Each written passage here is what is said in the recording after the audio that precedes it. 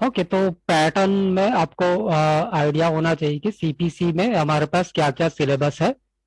ठीक है, तो दो चीज है, दो बुक्स है, सीपीटी की बुक होती है एक, और दूसरा आईसीडी का बुक होगा, और तीसरा भी एक होगा, वो होगा एचसीपीसीएस हिक्टिक्स, है ना। तो तीन बुक्स हमें दी जाएगी एग्जाम के अंदर।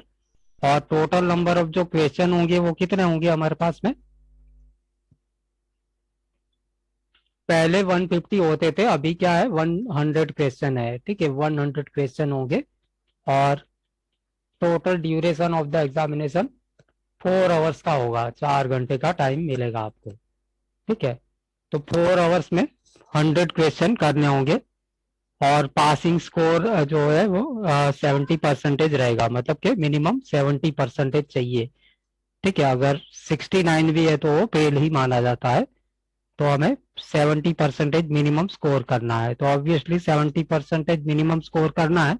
तो टारगेट जो है हमारा कितना होना चाहिए, ज्यादा ही होना चाहिए, है ना। टारगेट हम कितना लेके चलेंगे, 85 to 90। ठीक है, तो 85 to 90 का हम्म। हमारा टारगेट रखेंगे, और उसके हिसाब से हम मेहनत करेंगे। उसके हिसाब से हम डेली बेस पे जो भी कंसिस्टेंटली मेहनत करनी है, मिनिमम रिक्वायरमेंट, वो मैं आपको बताते चलूंगा। तो बस वो आपको फॉलो करोगे ना तो आराम से हो जाएगा। ठीक है, पासिंग रेंज में आ जाओगे। तो ये हमारा सिलेबस है। ठीक है, तो बॉडी सिस्टम में सीरीज जो है वो सीपीटी की सीरीज है। ठीक है, तो इंटेग्यूमेंट्री मतलब कि स्किन रिलेटेड जो है 10,000 सीरीज, उसमें से 6 क्वेश्चन होंगे। मस्कुलोस्केलेटल 20,000 सीरीज, उसमें से भी 6 होंगे। कार्डियो रेस्पिरेटरी मतलब कि कार्डियोवास्कुलर और रेस्पिरेटरी दोनों का मिला के 30,000 होता है, तो उसका भी 6 क्वेश्चन होगा। मतलब कि कार्डियोवास्कुलर का 3 और रेस्पिरेटरी का 3, इस तरह से। फिर डाइजेस्टिव सिस्टम एक ही है, मतलब 40,000, तो उसका 6 क्वेश्चन है। यूरिनरी मेल फीमेल जेनिटलिया, तो उसका 50,000 का सीरीज होता है, इसमें से 6 क्वेश्चन, मतलब कि तीन क्या चैप्टर है इसमें सीपीटी में अलग अलग। ठीक है, यूरिनरी सिस्टम, मेल जेनिटल और फीमेल जेनिटल, ऐसा करके 3 चैप्टर है, लेकिन तीनों का सीरीज एक ही है, 50,000। और ये 6 क्वेश्चन होंगे। फिर ऐसे ही नर्वस सिस्टम, आई और ईयर्स, तीन अलग अलग चैप्टर है, सीरीज एक ही है, 60,000, उसमें से भी 6 आएंगे। फिर ईएनएम है, तो ईएनएम में इवेल्युएशन एंड मैनेजमेंट में 6 क्वेश्चन होंगे।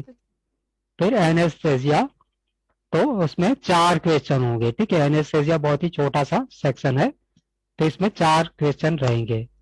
रेडियोलॉजी है, उसमें 6 क्वेश्चन रहेंगे, 70,000 series. Lab and path 80,000 series, 6 question. Medicine 90,000 series, CPT की सीरीज, और 6 क्वेश्चन। फिर मेडिकल टर्मिनोलॉजी के 4, और एनाटॉमी के 4, इस तरह से क्वेश्चन होते हैं। आईसीडी 10 सीएम डायग्नोसिस, तो ये प्योरली आईसीडी के ही रहेंगे, उसमें और कोई भी होगा नहीं। आईसीडी का गाइडलाइन जो होगा ना, उसके ही बेस पे 4 5 क्वेश्चन मिलेंगे आपको। ठीक है, फिर इक्टिक्स के 3 होंगे क्वेश्चन। कोडिंग गाइडलाइंस, ठीक है, coding guidelines means either it is CPT guideline और ICD whatever, 7 questions. Compliance and regulatory के 3 क्वेश्चंस। केसीस, केसीस का मतलब क्या है कि लॉन्ग क्वेश्चन होता है ना, ऑपरेटिव रिपोर्ट। ठीक है, तो उस तरह के दस हाँ जी। क्वेश्चन होंगे। ठीक है, तो ये कुल हम्म। मिला के आपको 100 क्वेश्चन होंगे, और 4 घंटे में आपको करना होगा, मतलब 4 घंटे में करना होगा। ठीक है, तो प्रिपरेशन हम उसी हिसाब से करेंगे कि हमारे लिए वो काम आसान हो जाए। ठीक है, तो वो मैं आपको तरीके सिखाऊंगा, तो आपको बस उसको इम्प्लीमेंट करना है, प्रैक्टिस करना है, तो आराम से हो जाएगा। और ये हमारा सिलेबस है। ठीक है, सीपीटी में हमारे पास 1 से लेकर के 18 नंबर तक की है, और इसके अंदर हिक्टिक्स भी इंक्लूड कर लिया है। ठीक है, तो ये लेफ्ट हैंड साइड में है, आप देख सकते हो, 18 चीजें हैं। ठीक है, नंबर वाइज। और हम्म। आईसीडी में हमारे पास क्या होता है कि चैप्टर होता है। ठीक है, तो चैप्टर टोटल हमारे पास 22 चैप्टर होते हैं आईसीडी में, तो उसकी गाइडलाइन हमें पढ़नी होगी। ठीक है, तो आईसीडी की गाइडलाइन में 22 चैप्टर है, उसमें से 4 ऐसे हैं जिसकी कोई गाइडलाइन है ही नहीं। ठीक है, ये जो डार्क में है ना, 3 नंबर और 8 नंबर, 11 नंबर और 22 नंबर, उसकी कोई ज्यादा लंबी गाइडलाइन नहीं है, मतलब इसमें तो कोड ही है, गाइडलाइन कुछ है नहीं। ठीक है, तो बेसिकली हमें कितना है कि 18 चैप्टर को गाइडलाइन में पढ़ना है। ठीक है, ठीक। लेकिन गाइडलाइन ही है, मतलब कि गाइडलाइन करोगे ना तो ही हो पाएगा। 1 मिनट। हम्म। ओके, तो 18 चैप्टर की गाइडलाइन है बेसिकली हमारे पास पढ़ने के लिए आईसीडी में से, और ये सीपीटी में से इतना सारा है पढ़ने का। ठीक है। और कुछ चीजें ऐसी होती है जैसे हमारे कुछ रिलेटिव होंगे, आस पड़ोस में रहने वाले होंगे, तो क्या है कि वो हमें याद ही रहता है नाम, है ना, दादाजी दादी जी नाना नानी चाचा अंकल, वो जो भी होंगे घर वाले, वो याद क्यों रखता है, हाँ रह जी। जाता है, क्योंकि बार बार फ्रिक्वेंटली हमारा आमना सामना होता रहता है, हमारा उनके साथ में व्यवहार बना रहता है, तो वो याद रहता है। तो ऐसे ही यहाँ पे भी ऐसा ही है कि कुछ चीजें एकदम माइंड में याद ही रख लेनी है, क्यों, क्योंकि उसके बगैर कोडिंग होती ही नहीं है। ठीक है, तो हम्म। वैसी चीजें जो ठीक है है। वो हम तो टोटली मेमोराइज ही कर लेनी है, थोड़ा सा एफर्ट डालोगे ना तो मेमोराइज करना बहुत ही आसानी से हो जाता है। ठीक है, बहुत ही हम्म। आसान है। थोड़ा सा टाइम देना है तो 4 दिन से लेकर के 10 दिन या 12 दिन, है ना। अगर थोड़ा सा आपको मेमोरी इतनी अच्छी नहीं है वैसा कोई बोलता है ना, तो भी 15 दिन में तो हो ही जाता है। ठीक है, तो इतना इजी होता है। ठीक है। थोड़ा सा एक कोई किसी का है ना, थोड़ा म्यूट कर दीजिए, जब जरूरत होगा ना तो अनम्यूट कर लेना। ठीक है, तो उस हिसाब से हमें क्या करना है कि कुछ चीजें मेमोराइज ही करनी है। तो उसमें से ही एक चीज जो है जहाँ से ही हम स्टार्ट करेंगे वो है मॉडिफायर। ठीक है, तो मॉडिफायर को कैसे करना होता है वो मैं आपको बता दूंगा। और उसके पहले मेडिकल कोडिंग का थोड़ा सा हम जान लेते हैं। ठीक है, तो मेडिकल कोडिंग वैसे तो आप लोग तो ऑलरेडी कर ही रहे हो तो आपको पता है, लेकिन फिर भी डेफिनेशन किस तरह से होता है उसके हिसाब से एक बार यहाँ से हम पढ़ेंगे। Each time an individual receives healthcare record is maintained of the resulting observations, medical or surgical interventions, diagnostic tests and studies and treatment outcomes। ठीक है, तो ये इसका मतलब क्या है कि यूएस में ऐसा है कि पेशेंट अगर डॉक्टर के पास में जाएगा ना कुछ भी कारण से, तो डॉक्टर उसका चेकअप करेगा और साथ में रिकॉर्ड भी करेगा, सब कुछ डॉक्यूमेंटेशन उसको मेंटेन करके रखना पड़ता है। ठीक है, किसके लिए आया था, क्या उसने मेडिसिन दिया है, क्या वर्कअप किया है, जो भी होगा A to Z return format में एकदम क्लियर वे में होता है documentation.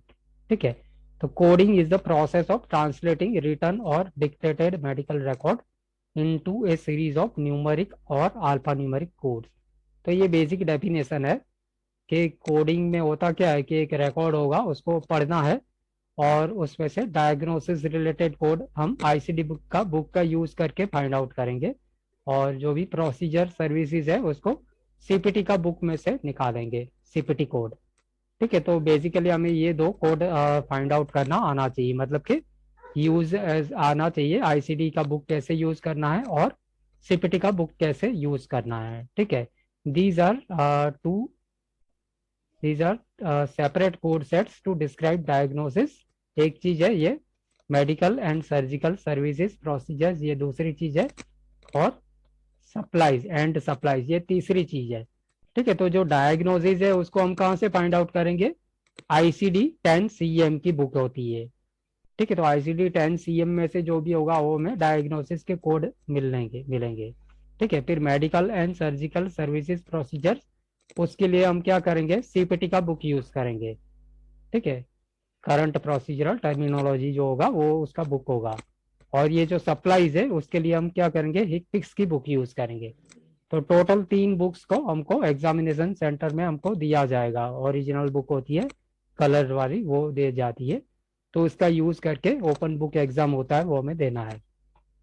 These code sets serve as a common language to ease data collection, for example, track disease, to evaluate the quality of care and to determine costs and reimbursement। तो ये इसका purpose है कि ये coding करने से फायदा क्या होगा। ठीक है, तो कोडिंग करने से फायदा क्या है कि कॉमन लैंग्वेज होता है, मतलब कोडिंग मतलब क्या होता है कि एक शॉर्ट कोड होता है ना। तो मान लो 1000 रिपोर्ट है और 1000 रिपोर्ट पढ़ के आपको फाइंड आउट करना है कि कितने लोग हाइपरटेंशन से प्रभावित है, तो वो बड़ा मुश्किल काम हो जाएगा, है ना, काफी टाइम लगेगा। लेकिन कोडेड चार्ट है 1000 कोड, तो आराम से निकाल लोगे कि I10 वाले कितने हैं, तो इमीडिएटली मिल जाएगा।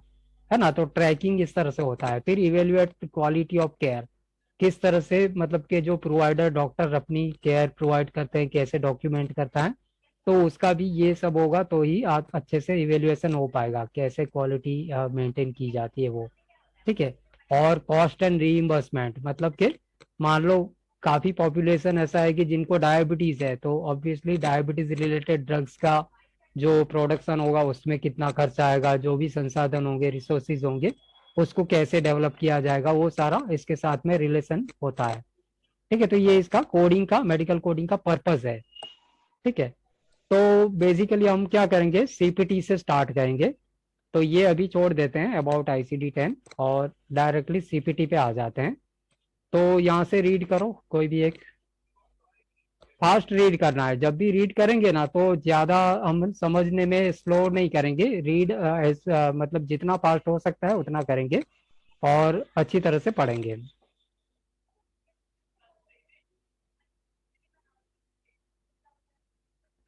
या कोई भी एक इनिशिएटिव लीजिए, कोई भी एक बंदा, 3 लोग हो ना, 3 में से कोई भी कर सकते हो start.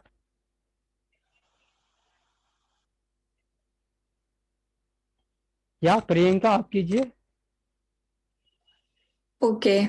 About CPT-4 current procedure terminology, fourth edition. This is used for procedure, operation, corrective measures, that is remedy or solution.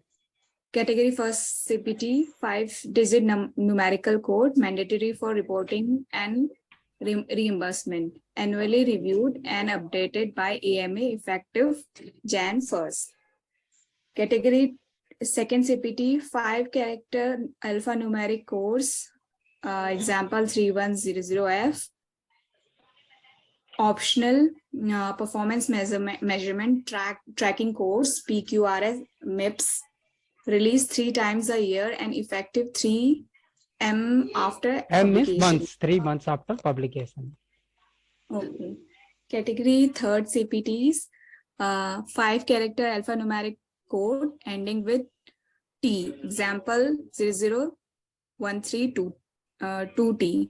Temporary codes assigned by AMA for emerging technology services and procedure can be reported alone without category 1 code. Updated 2 times a year and released on 1st and July 1st, Jan 1st and July 1st with effective date for use 6 months after publication.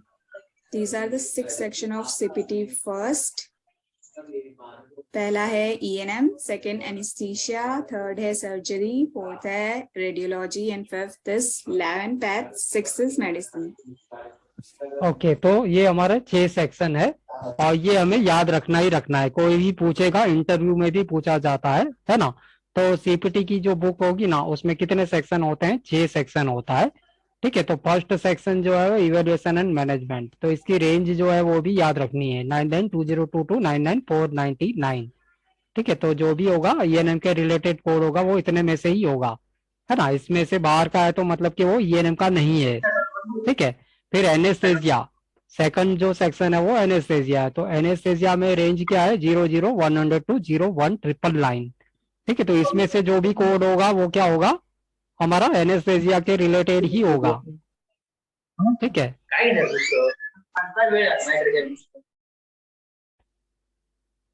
Okay. तो ये anaesthesia का range होगा और surgery का range क्या है, 10,000 से लेकर के 60,000 का, मतलब कि 10,000 की सीपीटी होगी वो इंटेग्यूमेंट्री की होती है, 20 की मस्क्यूल होगी, इस तरह से होता है। ठीक है। तो वो भी हम बाद में देखेंगे। और रेडियोलॉजी का होगा 70,000 सीरीज, वो रेडियोलॉजी के सारे कोड होंगे। लैब पैथ में 80,000 सीरीज है, तो मतलब 80 से स्टार्ट होने वाला जो भी होगा सर्विस लैब पैथ रिलेटेड होगा। और मेडिसिन का जो है वो 90,000 है, मतलब ये 90 से शुरुआत होने वाला है। ठीक है। तो सीपीटी है वो क्या है, सीपीटी -4। तो ये जो है वो क्या है, करंट प्रोसीजरल टर्मिनोलॉजी। और जो 4 है वो क्या है, फोर्थ एडिशन, यहाँ पे फोर्थ एडिशन है। ठीक है। This is use for procedure, operation, corrective measure, remedy और सॉल्यूशन। मतलब कि जनरल इंग्लिश लैंग्वेज में बोला जाए तो ये जो सॉल्यूशन प्रोवाइड करेगा, रेमेडी होगा, वो हमारा इसमें मिलेगा। मेडिकल टर्मिनोलॉजी में प्रोसीजर, ऑपरेशन या सर्विसेज बोलेंगे। ठीक है, तो उसका जो भी कोड होगा वो हमें इस बुक में से ही फाइंड आउट करना पड़ेगा, current procedure terminology fourth edition. ठीक है, तो यहाँ पे 3 तरह के कोड है। ठीक है, category 1 CPT code, category 2 CPT code, category 3 CPT code. तो इसमें जो कैटेगरी 1 सीपीटी कोड है वो हमेशा क्या है, 5 डिजिट न्यूमेरिकल, सारे के सारे नंबर ही होंगे। ठीक है, पांचों के 5 जो होंगे ना डिजिट, वो नंबर्स ही होंगे 1 to 9, जीरो भी होगा। ठीक है, 0 to 9 ऐसा समझ सकते हो। और ये क्या है, mandatory for reporting and reimbursement. तो इसका मतलब क्या हुआ कि इसके बिना फिजिशियन को पेमेंट ही नहीं मिलेगा। ठीक है, मैंडेटरी मतलब कि कंपलसरी है। ठीक है, तो ये कंपलसरी है रिपोर्ट करना। और annually reviewed and updated by AMA effective January 1। तो ये जो काम है मतलब कि रिव्यू अपडेट करने का और सीपीटी का बुक का पब्लिश करने का, वो किसका है, एएमए का है। तो एएमए का फुल फॉर्म क्या होगा, what is abbreviation for AMA?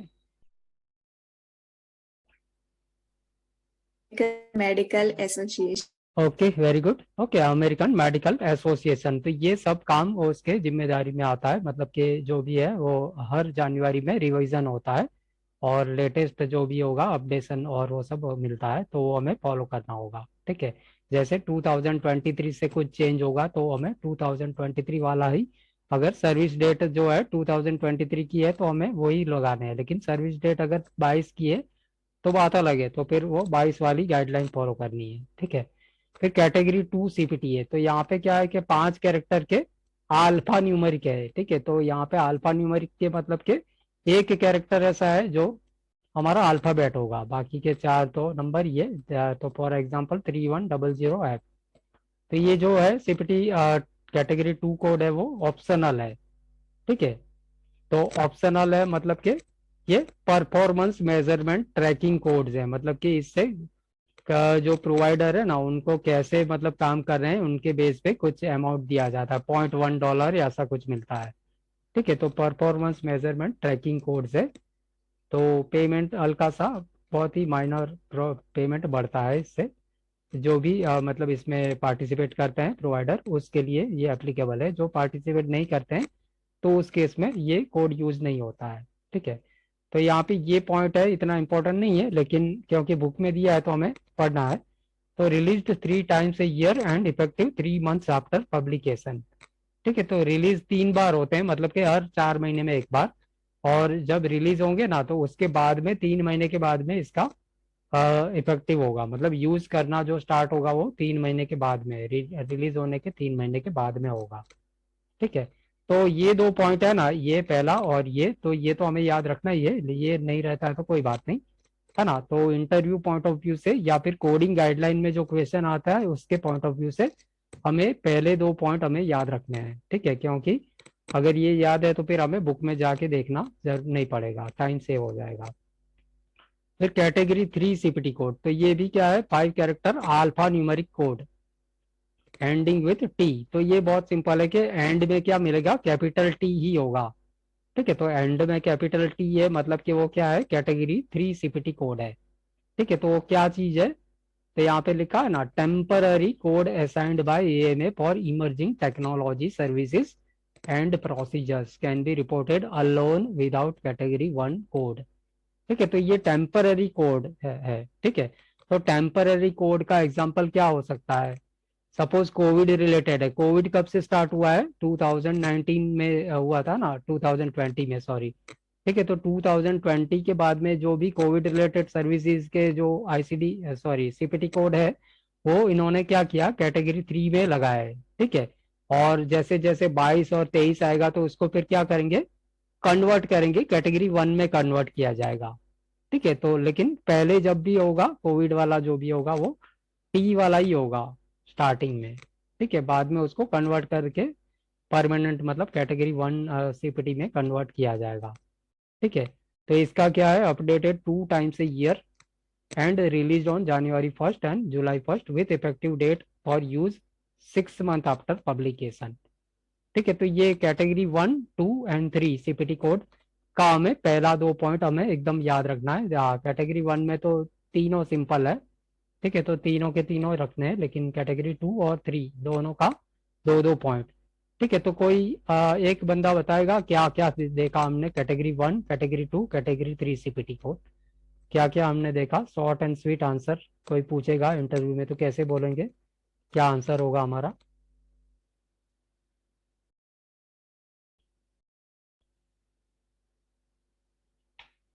या किसी को भी बोलना है, ठीक है, इसमें इतना आपको गलती हो जाएगी ऐसा बिल्कुल डर नहीं रखना है, ठीक है। सेशन में बोलोगे ना तो इतना ज्यादा नहीं सोचना है कि भाई गलती हो जाएगा तो क्या होगा, जो भी होगा आपको बेनिफिट मिलेगा, बाकी लोगों को भी बेनिफिट मिलेगा। रोटेशन में सबको बारी बारी से बोलना है, तो किसी के एक के ऊपर ज्यादा वो नहीं आएगा, ठीक है।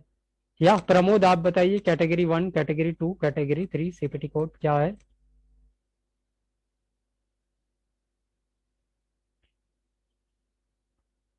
सामने ही है, ठीक है, सामने से है, लेकिन रीड नहीं करना है अभी आपको। मैं बोलना है मतलब कि आपकी तरह से बोलना है, ठीक है, आपके माइंड में से बोलने की कोशिश करनी है।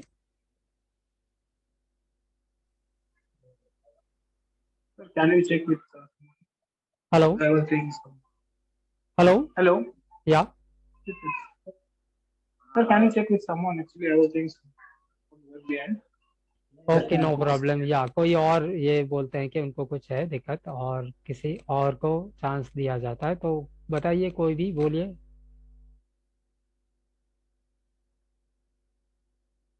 आस्था, सैली या प्रियंका, या you can also, no problem, या कोई भी। ओके, कैटेगरी फर्स्ट जो सीपीटी होती है, कैटेगरी फर्स्ट में जो सीपीटीज आती है वो 5 डिजिट्स न्यूमेरिकल सीपीटीज होती है, वो मैंडेटरी होती है और वो साल में एक बार ही अपडेट होती है जैन फर्स्ट को। और जो कैटेगरी 2 होती है ये अल्फा न्यूमेरिक होती है और ये साल में 3 बार रिवाइज होती है। Okay, very good. या कैटेगरी और 3। अच्छा, थर्ड भी बतानी है। थर्ड वाले में ये होता है कि वो भी अल्फा न्यूमेरिक होती है और ये साल में 2 बार अपडेट होती है, जैन फर्स्ट और जुलाई फर्स्ट को, और ये टेम्पररी बेस कोड होते हैं। ओके, है ना। तो यहाँ पे मैंने आपको क्या बताया कि ये कितनी बार अपडेट होगा, वो अगर नहीं भी रहता है ना तो उसका टेंशन नहीं लेना है, हमें पहले 2 पॉइंट याद रखना है ना। तो कैटेगरी ओके। 2 वाला होगा ना तो उसमें क्या होगा, अगर आप देखोगे ना तो एफ ही होता है, एंड में एफ मिलता है, ठीक है, कैपिटल एफ। ठीक है, तो सारे के सारे एंड में एफ मिलेंगे। और लेकिन ये क्या है, performance optional performance measurement tracking code होते हैं, है ना। आप लोग शायद PQRS मिप्स के इसमें कुछ यूज भी करते होंगे ये सारे सीपीटी, और ये आपको रहता है तो ठीक है। और जो कैटेगरी 3 है वो क्या है, एंडिंग विथ टी होगा, तो एंड में टी ही मिलेगा, है ना। तो ये क्या होता है कि टेम्पररी कोड होते हैं इमर्जिंग टेक्नोलॉजी के लिए, और इसको हम बिना कैटेगरी 1 कोड के यूज कर सकते हैं। लेकिन जो कैटेगरी 2 कोड है ना उसमें ऐसा नहीं है। कैटेगरी 2 कोड में क्या है कि हमारे पास ये यूज करना है कैटेगरी 2 सीपीटी कोड, तो पहले हमें क्या करना पड़ेगा, कैटेगरी 1 की सीपीटी यूज करनी ही होगी। अगर आप यूज कर रहे हो तो आपको पता है, यहाँ पे भले नहीं लिखा है लेकिन ये आपको पता होना चाहिए, है ना। आप करते हो कि नहीं करते हो, कहीं PQRS मिप्स का यूज होता है आपकी कोडिंग में। ठीक है, तो ये ऑप्शनल है, लेकिन हमें इसके लिए क्या है कि मैंडेटरी है कि कैटेगरी 1 का भी यूज किया जाए तभी ये यूज होगा। लेकिन कैटेगरी 3 में ऐसा नहीं है, category can be reported alone without category 1 CPT code. ठीक है, तो ये डिफरेंस है। ओके, और 6 सेक्शन हमारे होते हैं वो हमें याद रखने हैं। ठीक है, तो अब हम मेमोराइजिंग पे आते हैं कि हमें कुछ चीजें ऐसी होती है, लगभग 12 पेजेस रहते हैं जो हमें रट लेने हैं, याद रखने हैं। ठीक है, तो अच्छी तरह से सारा A to Z जो भी उस पेज पे होगा ना वो हमें याद रखना है। तो मैंने जो आपको जो बुक दिया है ना तो उसमें 16 नंबर का पेज है, ठीक है। तो इसमें बेसिकली लिस्ट ऑफ मॉडिफायर है और ये सिंबल है, तो ये सारे के सारे इसमें से पेज में से एक भी आइटम हमें छोड़ेंगे नहीं, ठीक है, सारी की सारी रट लेंगे। ठीक है, क्या छोड़ना है वो मैं बता दूंगा, 4-5 चीजें ऐसी है जो नहीं करेंगे तो चलेगा। वो मैंने यहाँ पे इसमें से निकाल भी दिया है, आपको बुक में जो मिलेगा ना वो थोड़ा सा डिफरेंट होगा। ठीक है, तो बेसिकली हमें सारा का सारा इस पेज पे याद रखना है, ताकि इसमें से कुछ आएगा ना तो हम ये पेज का विजिट नहीं करेंगे, direct mind to mind operate करेंगे, ताकि स्मूथ परफॉर्मेंस हो, हमें एकदम लोड नहीं होगा, माइंड को कोई दिक्कत नहीं होगी, फटाफट काम हो जाएगा। ठीक है, एक्यूरेसी भी बढ़ेगी और टाइम भी सेव होगा। तो सिंबल है, तो सिंबल में कितने हैं, 1 2 3 4 5, ये भी कुछ है नहीं लेकिन याद रख लेंगे, 7 है टोटल। ठीक है, तो ट्रायंगल का सिंबल है वो हमेशा इसमें ब्लू कलर में होगा। ठीक है, ब्लू कलर में देखो मैं आपको बता देता हूँ, इसमें ये बुक है ना, तो उसमें कहीं कहीं पे कोड के आगे ट्रायंगल मिलेगा ब्लू कलर का, तो उसका कैसे समझना है। और देखो इस तरह से है ना, ब्लू कलर का ट्रायंगल है, तो ये क्या हो गया, रिवाइज्ड कोड है, रिवाइज्ड सीपीटी कोड।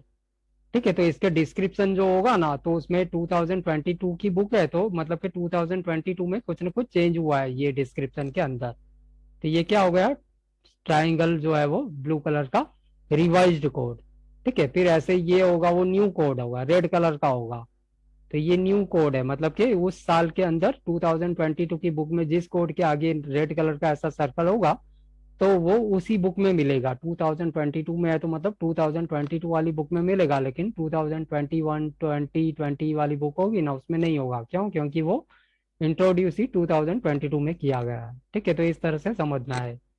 ठीक है, न्यू कोड रेड कलर, और इस तरह से दो ट्राइंगल दोनों एक दूसरे के सामने होंगे, और कलर क्या होगा, ग्रीन कलर होगा। ठीक है, तो इसमें क्या होगा, रिवाइज न्यू और रिवाइज्ड टेक्स्ट। ठीक है, तो ये न्यू और रिवाइज टेक्स्ट है ना, उसका मतलब क्या है कि देखो ये जो नीचे डिस्क्रिप्शन दिया है ना 35,600 का एक्सप्लेनेशन, तो उसमें न्यू है या तो फिर रिवाइज्ड है। ठीक है, या तो ऑल टुगेदर न्यू है या फिर कुछ ना कुछ चेंज किया गया है 2021 के कंपैरिजन में। ठीक है, तो ये क्या हो गया, न्यू और रिवाइज्ड टेक्स्ट, दो ट्राइंगल के बीच में है ग्रीन कलर के। ठीक है, और उसके बाद में जो है वो एड ऑन कोड है ना, प्लस का सिंबल होगा तो ये क्या होगा, एड ऑन कोड। और इस तरह से जो एक सर्कल होगा और उसके ऊपर बैकवर्ड स्लैश। ठीक है, और इसका होगा एग्जाम्पशंस टू मॉडिफायर 51। ठीक है, तो अभी फिलहाल के लिए अगर आपके दिमाग में क्वेश्चन आता है कि क्या होता है मॉडिफायर, तो उसका चिंता नहीं करना है, इतना याद रखना है कि मॉडिफायर कुछ इंपॉर्टेंट चीज है और सीपीसी एग्जामिनेशन में स्कोर बढ़ाने में हेल्प करता है, बस इतने ही याद रखना है। ठीक है, मॉडिफायर अगर मैं याद रख लूंगा तो मुझे स्कोर इजीली मेरा बढ़ जाएगा, टाइम कम लगेगा। ठीक है, इतना याद रखना है फिलहाल के लिए, है ना। डेफिनेशन क्या होती है वो बाद में हम देखेंगे। तो ये जो होगा वो एग्जाम्पशन टू मॉडिफायर 51। ठीक है, तो इस दोनों के बारे में हमें थोड़ा सा याद रखना है। तो ये जो प्लस का सिंबल है वो क्या है, एड ऑन कोड है।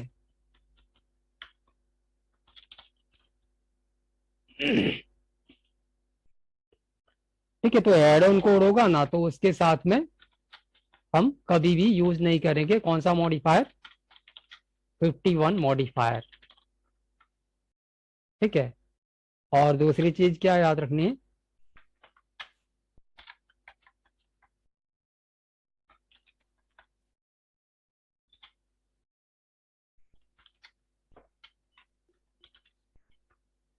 ठीक है, एड ऑन कोड जो होगा ना उसके साथ में हम 50 मॉडिफायर भी यूज नहीं करेंगे।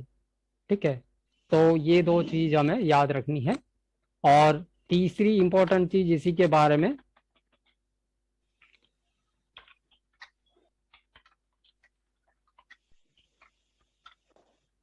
ठीक है, एड ऑन कोड है ना, तो इसके लिए हमें क्या करना पड़ेगा कि उसके आगे कुछ ना कुछ दूसरी सीपीटी लगानी पड़ेगी, जो कि हमारी क्या होगी, कहलाएगी प्राइमरी सीपीटी कोड, है ना। तो इसको हम कैसे समझेंगे, जैसे कोच है ना, रेलवे में क्या होता है, एक इंजन होता है और बाकी के कोच होते हैं।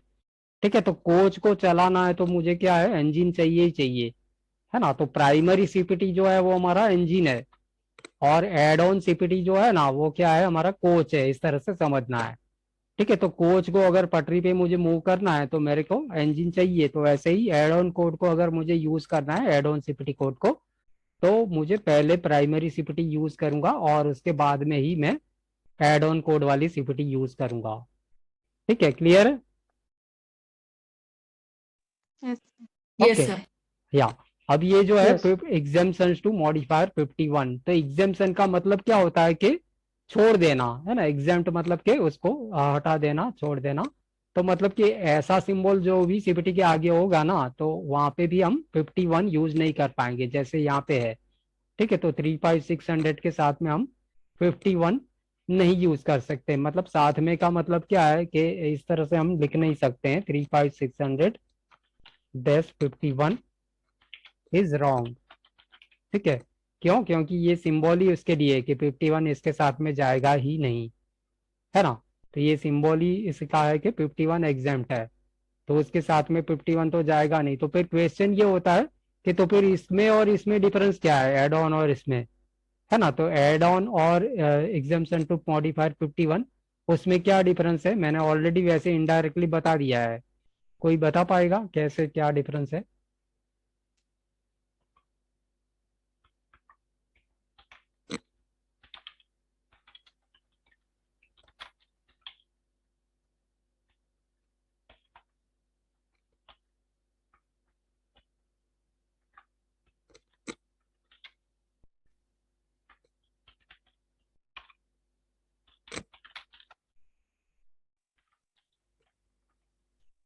क्या होगा डिफरेंस?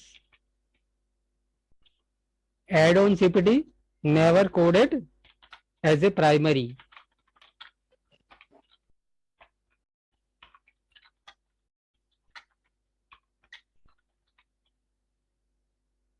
और फर्स्ट लिस्टेड।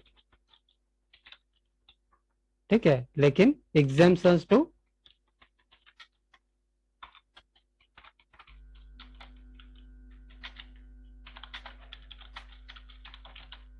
ठीक है, तो ये दोनों का डिफरेंस हो गया। ठीक है, तो ये हमें याद रखना है कि एग्जाम्पशन टू 51 जो सीपीटी होगी ना, उसको मैं एज ए प्राइमरी मतलब कि फर्स्ट लिस्टेड ये अकेले यूज कर सकता हूँ 35600, है ना। लेकिन देखो यहाँ पे एड ऑन का कोई है तो मैं एड ऑन का भी बता देता हूँ। ये जैसे हो गया, ठीक है, तो इस तरह का सीपीटी होगा ना, तो इस तरह से पहले ये यूज नहीं करना पड़ेगा। मतलब ये नहीं कर सकते, क्या करेंगे, पहले कोई प्राइमरी लगाएंगे। तो ये कैसे पता चलेगा, नीचे देखो क्या लिखा है, यूज 35683 इन कंजंक्शन विथ 35556, है ना। तो इसमें से कोई भी एक जो होगा सीपीटी वो पहले लगाना पड़ेगा, जो कि हमारा क्या कहलाएगा, प्राइमरी सीपीटी कहलाएगा, प्राइमरी सीपीटी, है ना। और उसके बाद में हम ये लगाएंगे तब वो वैलिड होगा। ठीक है, तो ये एड ऑन है, ये हम कभी भी पहले यूज नहीं कर सकते, लेकिन वो जो एग्जाम्पशन टू 51 है वो हम कर सकते हैं। तो ये दोनों का डिफरेंस बता दिया मैंने। ठीक है, और इस तरह का ये जो सिंबल है वो प्रोडक्ट पेंडिंग एफडीए अप्रूवल, इतना इंपॉर्टेंट नहीं है। और ये जो है वो out of numerical sequence hash का सिंबल है। ठीक है, हैश।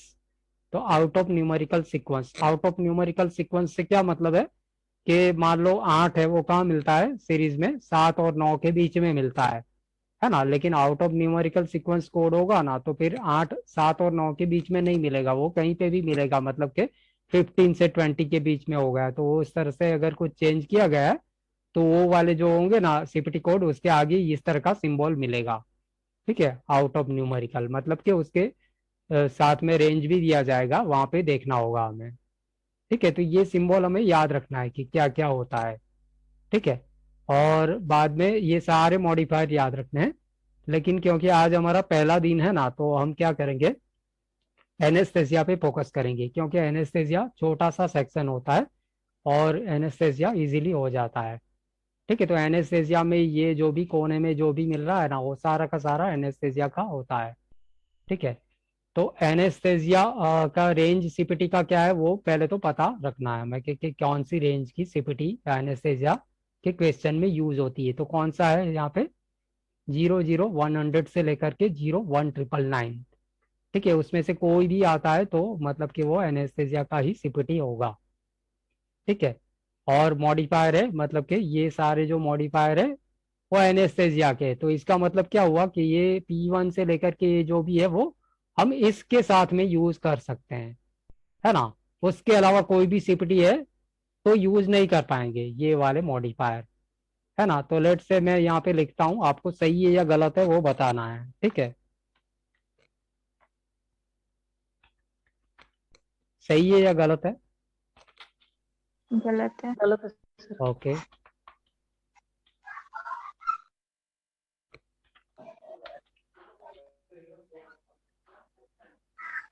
करेक्ट।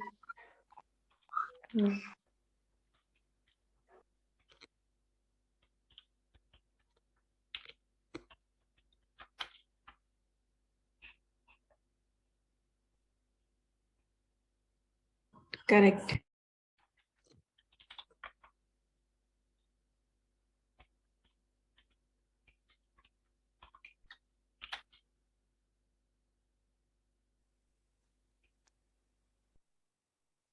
Wrong. Wrong है.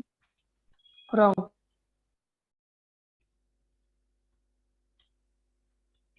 ये भी wrong है.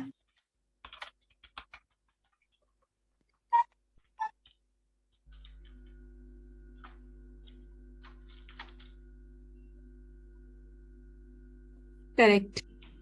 ओके तो इस तरह से आपको अप्लाई करना है. जब भी आप क्वेश्चन करोगे ना तो ABCD में इस तरह से कुछ भी रॉन्ग कॉम्बिनेशन होता है ना तो ये अंडरस्टैंडिंग एकदम माइंड में क्लियर रखना है और जैसे ही आप देखोगे अप्लाई करके निकाल देना है. अगर कुछ भी रॉन्ग है तो ऑप्शन ही रॉन्ग हो जाएगा, है ना. तो इमीडिएटली वो फॉलो करना है, अप्लाई करना है ये गाइडलाइन, है ना. तो काफ़ी आसानी से हो जाता है. मतलब काम क्लैरिटी होनी चाहिए कि ये कौन सा करेक्ट कॉम्बिनेशन है कौन सा नहीं है. ठीक है. तो अब हम क्या करेंगे, सारे के सारे मॉडिफायर देखेंगे और ये जो भी है कोने में ये वो सारा देख लेंगे. तो P1 P2 P3 ये सब क्या होता है, फिजिकल स्टेटस मॉडिफायर, है ना. इसको फिजिकल स्टेटस मॉडिफायर बोलते हैं. मतलब कि पेशेंट का फिजिकल स्टेटस इसमें से पता चलता है. ठीक है. तो P1 जो है वो क्या है, नॉर्मल हेल्दी पेशेंट है और P2 है वो patient with mild systemic disease. ठीक है, माइल्ड है सिस्टमिक डिजीज. P3 है वो सीवियर सिस्टमिक डिजीज, पेशेंट को सीवियर सिस्टमिक डिजीज है, मतलब कि हाइपरटेंशन डायबिटीज मेलिटस इस तरह का जो होगा ना वो सीवियर है. P3 हमारा क्या होता है, सीवियर सिस्टमिक डिजीज. और P4 हमारा severe systemic disease that is constant threat to life, है ना. तो थोड़ा सा लंबा है, सीवियर सिस्टमिक डिजीज तो है ही है लेकिन कांस्टेंट थ्रेट टू लाइफ है, ऐसा है P4.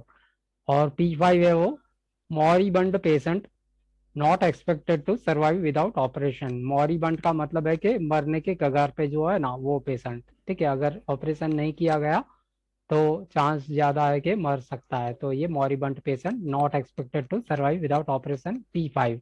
P6 है वो डिक्लेयर्ड ब्रेन डेड पेशेंट, है ना. तो यहाँ पे पेशेंट का जो ब्रेन है वो डेड है लेकिन बाकी के कुछ ऑर्गन काम कर सकते हैं. फॉर एग्जाम्पल हार्ट काम कर सकता है और किडनी लीवर इस तरह से है वो चालू है. तो मतलब के उसको फिर क्या करेंगे, रिमूव कर सके दूसरे पेशेंट में ट्रांसप्लांट किया जा सकता है.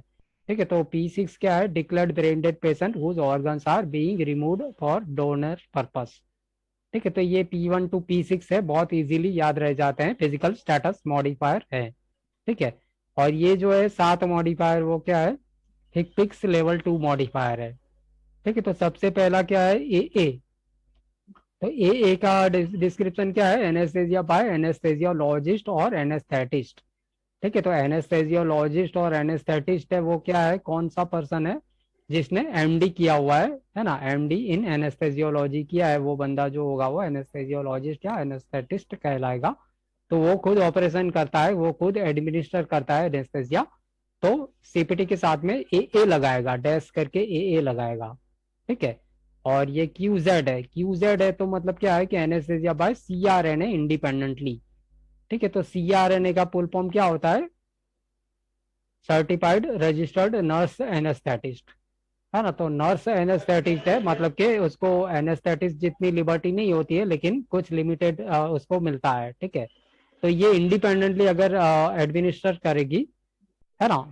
CRNA जो होगा वो अगर एनेस्थेसिया एडमिनिस्टर करता है इंडिपेंडेंटली विदाउट एनी सुपरविजन तो फिर QZ जाएगा CPT के साथ में. ठीक है. फिर QX है, उसमें क्या है, anaesthesia by CRNA under supervision. ठीक है. तो अंडर सुपरविजन से मतलब क्या है कि कोई एनेस्थेटिस्ट होगा वो सुपरवाइज करेगा इनको, है ना, CRNA को. और ऐसे CRNA काम करेगी तो फिर क्या करेंगे कि सुपरवाइजर जो होगा वो भी सेम CPT यूज करेगा लेकिन अगर एनेस्थेटिस्ट होगा तो वो क्या करेगा, AA यूज करेगा. और ये जो CRNA है वो क्या करेगा, सेम CPT के साथ में QX यूज करेगा, है ना. सपोज एक ऐसी CPT है जिसका नंबर ये है 01200, है ना. कुछ भी डिस्क्रिप्शन हो सकता है, एज्यूम कर लो. ठीक है. तो ये जो काम है वो दोनों लोग मिलके कर रहे हैं, एक एनेस्थेटिस्ट है और एक CRNA है अंडर सुपरविजन. ठीक है. तो सेम सीपीटी दोनों लोग रिपोर्ट करेंगे। तो एनेस्थेटिस्ट क्या करेगा, ये इस तरह से लिखेगा, है ना, बिल करेगा, और सीआरएन क्या करेगा, 0122 क्यू एक्स करेगा। ठीक है। तो इस तरह से करेंगे। ठीक है। उसके बाद में क्यू वाई है। ठीक है। यहाँ पे थोड़ा समझाने के लिए मैं बताया, यहाँ पे चेंज होगा। ठीक है। अभी देखो, anaesthesiologist monitoring one concurrent case, है ना। तो एक कॉन्करेंट केस है, मतलब कि एक ही केस, जो जो एनेस्थेटिस्ट है वो एक कॉन्करेंट केस मॉनिटर कर रहा है।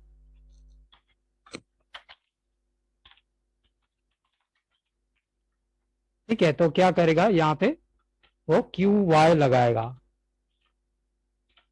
ठीक है। और ये क्यू एक्स होगा। ठीक है। अब थोड़ा सा यहाँ पे चेंज कर देते हैं। ये जो एनेस्थेटिस्ट है सुपरवाइज तो कर रहा है, लेकिन कॉन्करेंटली वो 3 केस को मॉनिटर कर रहा है। ठीक है। तो यहाँ पे फिर आंसर थोड़ा सा चेंज हो जाएगा। क्या चेंज होगा, ये वाला मॉडिफायर जाएगा क्यू के, है ना। एनेस्थेसियोलॉजिस्ट मॉनिटरिंग 2, 3 और 4 कॉन्करेंट केस। तो यहाँ पे मेरे पास कितने हैं, 3 केस है। तो यहाँ पे मुझे ये वाला मॉडिफायर लगाना पड़ेगा क्यू के। ठीक है। तो यहाँ पे चेंज हो जाएगा। बाकी ये तो सेम ही रहेगा, है ना। सीआरएन अंडर सुपरविजन का एक ही मॉडिफायर होता है, तो ये सेम ही रहेगा। ठीक है। अब मान लो थोड़ा और चेंज आता है। एडी जो मॉडिफायर है वो क्या है, anaesthesiology monitoring more than 4 concurrent case, मतलब कि 5, 6, 7 ऊपर। ठीक है। 5 से लेकर के कोई भी ऊपर का होगा ना, तो फिर हमें एडी यूज करना पड़ेगा। तो यही एग्जांपल यहाँ पे मान लो मैं 5 केस लिख देता हूँ। ठीक है। तो यहाँ पे फिर क्या करना पड़ेगा, एडी लगाना होगा एनेस्थेसियोलॉजिस्ट के लिए। बाकी सीआरएनए का सेम ही रहेगा। ठीक है। और ये जो है वो QS monitored anaesthesia care, MAC. ठीक है। तो ये क्यूएस होता है मॉडिफायर। जब भी मॉनिटर्ड एनेस्थेसिया केयर इस तरह से कुछ मिलता है, तो हम ये वाला मॉडिफायर सीपीटी के साथ में लगा सकते हैं। ठीक है। तो ये जो 7 मॉडिफायर है वो हिक्पिक्स लेवल 2 मॉडिफायर है। ठीक है। अब ये जो है वो हम देखेंगे, और एनेस्थेसिया का सेक्शन में जाते हैं। ओके। तो एनेस्थेसिया का यहाँ से है गाइडलाइन, पढ़ना है, स्टार्ट कीजिए। कोई भी एक बंदा स्पीड से पढ़ना है। ठीक है।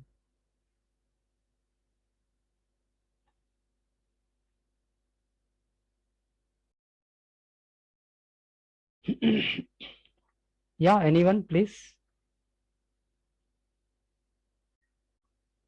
देखो, जो कोई भी पढ़ेगा ना उसको मैक्सिमम बेनिफिट होगा। ठीक है। जितना आपका आवाज आपकी कान में जाएगा ना, तो उतना आपका स्ट्रोंगर होगा, मतलब आपको ज्यादा जल्दी पिकअप होगी वो चीज।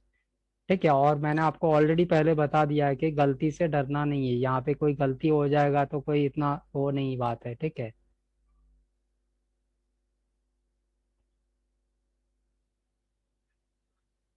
या continue continue anyone.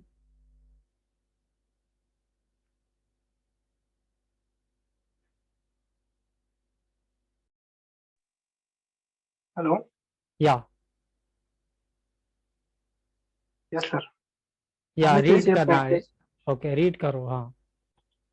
Anesthesia package includes following: usual pre-operative and post-operative visits, anesthesia care during procedure, administration of anesthesia fluid and or blood, the usual monitoring services, example ECG, temperature, blood pressure, oximetry, capnography, and mass spectrometry. Anesthesia codes are used for general anesthesia and regional field blocks. Who can use anesthesia codes? Anesthesiologist, CRNA. Surgeons do not use anesthesia codes. They use 47 if they administer anesthesia. Why anesthesia is used? To relieve pain or manage pain, for life functional, for resuscitation for unconscious patient. General anesthesia is inhaled and or intravenous administration. Regional or field blocks, three types. Spinal tap, that is in the spine, one shot with a shorter needle. epidural in the spine, larger needle continually administered via cannula. Peripheral nerve block PNB provides anesthesia only to be location being operated on.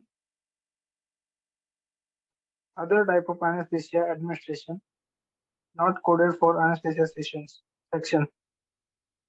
Local or topical bundle in surgery package. Self-control. Arterial line. Moderate conscious sedation. Swan gauze monitoring. Relative value guide. RVG. List all CPT anesthesia code and their values. American Society of Anesthesiologists ASA rates by relative value guide. RVG determines the amount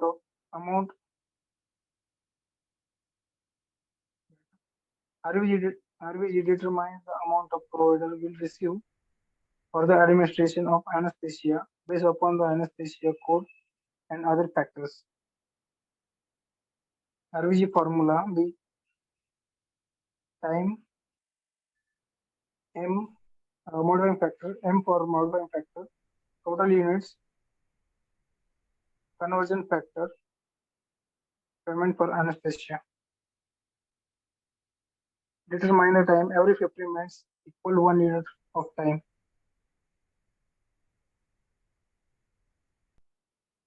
For 15 minutes 1 unit, 30 minutes 2 units, 45 minutes 3 units, 1 hour 25 minutes 5 units, 1 hour 50 minutes 6 units, 1 hour 4 unit, 1.75 hours 7 unit, 2 hours 8 minutes. Anesthesia time reporting begins. Anesthesiologist begins to manage the patient in or before surgery. That is preoperative. Continues throughout procedure, during procedure. Ends. The patient is no longer under care of anesthesiologist after surgery or post-operative. Okay, very good. Okay, so you have to increase your little bit speed. Increase will be beneficial. Okay, no problem. This speed is okay, but increase, if you are able to increase the speed, then it will be more beneficial. Okay, no problem.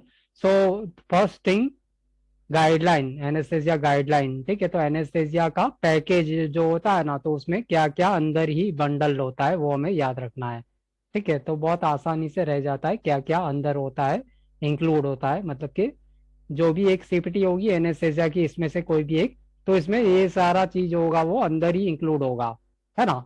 तो first thing क्या है, pre op and post operative visit, ठीक है। तो एक एक visit जो होती है ना, ऑपरेशन के पहले मतलब के प्री ऑप, और ऑपरेशन के बाद में मतलब के पोस्ट ऑप, तो वो इसके अंदर ही बंडल होती है एनेस्थेसिया पैकेज के अंदर, ठीक है। Usual pre op and post op visit जो होगा वो बंडल होगा।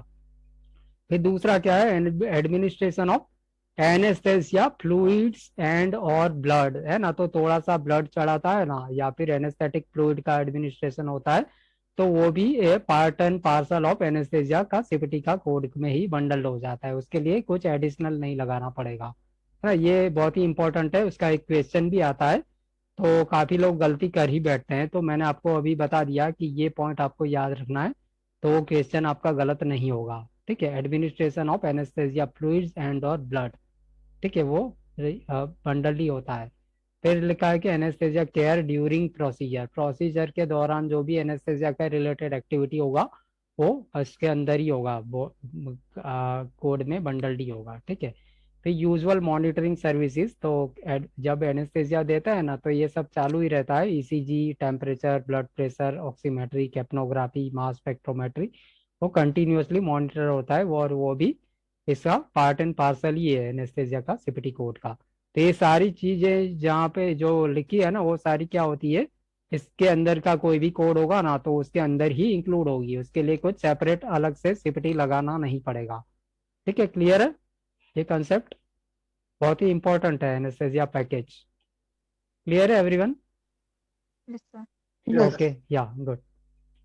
उसके बाद में है कि एनेस्थेसिया कोड्स आर किसके लिए, ये जो है सीपीटी 00100 01999 वो किसके लिए होगा, है ना। तो ये यूज करना है ना मुझे ये वाली सीपीटी, तो मुझे क्या चाहिए एग्जाम जो क्वेश्चन होगा ना उसमें या तो जनरल एनेस्थेसिया मिलना चाहिए या फिर रीजियोनल और फील्ड ब्लॉक्स ऐसा करके दिया जाएगा ना, तभी हम ये सीपीटी यूज करेंगे 00100 to 01999।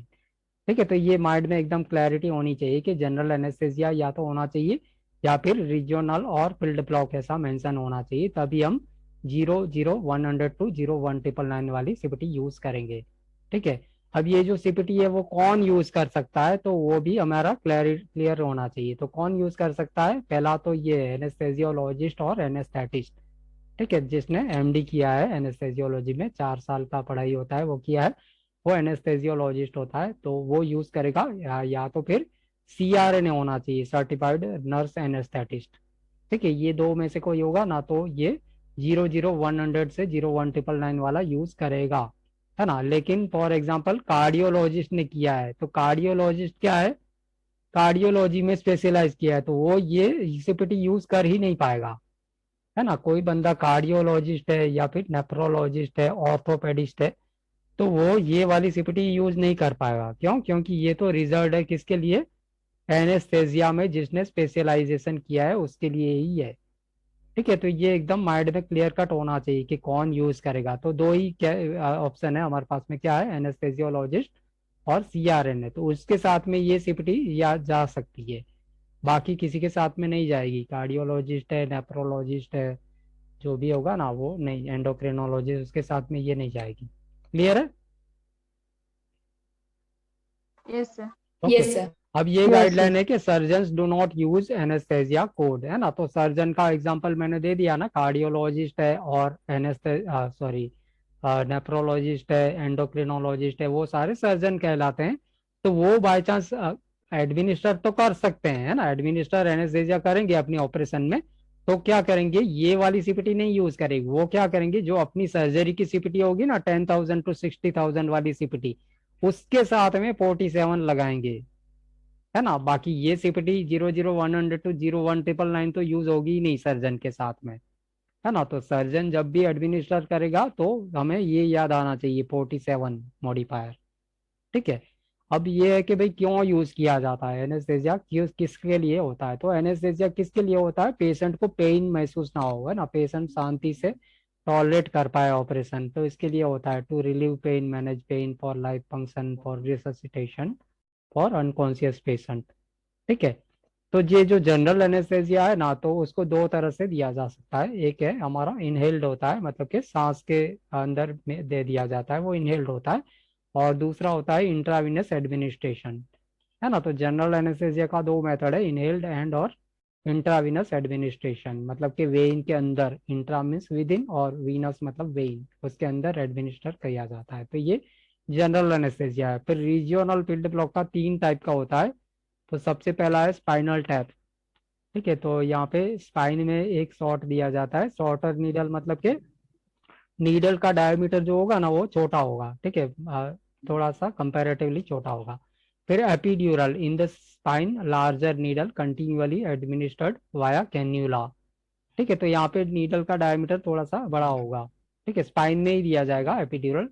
और फॉर एग्जांपल ये इसका कहाँ दिया जाता है, तो सी सेक्शन याद रख लेना है। ठीक है, सी सेक्शन में एपिड्यूरल होता है। उसके बाद में है पेरिफेरल नर्व ब्लॉक, पीएनबी। तो यहाँ पे जहाँ पे ऑपरेशन हो रहा है ना, सपोज पेल्विक रीजन में हो रहा है, तो खाली पेल्विक रीजन को ही नम करना है, तो उसके लिए ये होगा, है ना। सपोज घुटने का हो रहा है, नी का हो रहा है, ठीक है, तो नी को नम करना है, तो नी के ही रीजन को नम करने के लिए पेरिफेरल नर्व ब्लॉक होगा यूज। ठीक है, क्लियर है, यहाँ तक क्लियर है, general anaesthesia, regional field block. Hello. Yes. या Yes, sir. या थोड़ा थोड़ा बोलना है, क्योंकि क्या है कि नहीं तो मेरे को समझ में नहीं आएगा कि आप सुन पा रहे हो नहीं है, तो बीच बीच में मैं पूछूंगा तो आपको रिस्पॉन्स कुछ ना कुछ देना है और अनम्यूट कर देना है अपने आप को। ओके, तो उसके बाद में है कि other types of anaesthesia administration not used, not coded from anaesthesia section. तो ये सारी यहाँ पे जो लिस्ट दी गई है ना, तो वो उसके लिए हम ये सीपीटी यूज नहीं करेंगे। कौन सी? 00 100 to 01 999 है ना। तो इसमें से कोई भी ये है उसके लिए ये सीरीज सीपीटी की यूज होगी ही नहीं। लोकल टॉपिकल बंडल्ड इन सर्जिकल पैकेज, मतलब कि सर्जरी के पैकेज होता है ना उसमें ही बंडल होता है। तो लोकल टॉपिकल के लिए हम यूज नहीं कर सकते। सेल्फ कंट्रोल दिया गया है तो उसके लिए भी 00 100 01 999 सीपीटी यूज नहीं होगी। आर्टीरियल लाइन मॉनिटरिंग नहीं होगा, ठीक है। स्वान गेंस मॉनिटरिंग वो भी नहीं होगा सीपीटी एनेस्थेसिया का।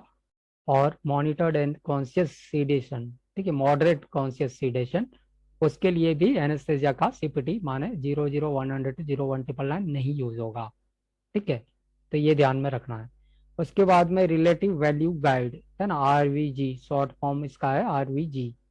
तो ये बेसिकली क्या है कि आरवीजी होता है ना उसके बेस पे जो एनेस्थेटिस्ट होगा या सीआरएन होगा ना उसको पेमेंट मिलेगा, है ना। हर एक एनेस्थेसिया की सीपीटी की एक पर्टिकुलर आरवीजी वैल्यू भी होगी, ठीक है। तो उस वैल्यू के हिसाब से वो एनेस्थेसियोलॉजिस्ट या सीआरएन जो होगा ना उसको जिस तरह काम किया होगा उतना पेमेंट मिलेगा उसको, है ना। तो आर रिलेटिव वैल्यू गाइड में क्या लिखा है? List all CPT anaesthesia code and there values. जो भी एनेस्थेसिया की सीपीटी होगा ना वो लिस्ट होगा और उसके सामने उसकी आरवीजी होगी। वो कौन बनाएगा ये लिस्ट जो होगा ना? वो ये बनाएगा, American society of anaesthesiologist, ASA, है ना। तो ये जो ऑर्गेनाइजेशन है वो हमारा आरवीजी का पब्लिकेशन और जो भी है अपडेशन बपडेशन जो इसके लिए जिम्मेदार है।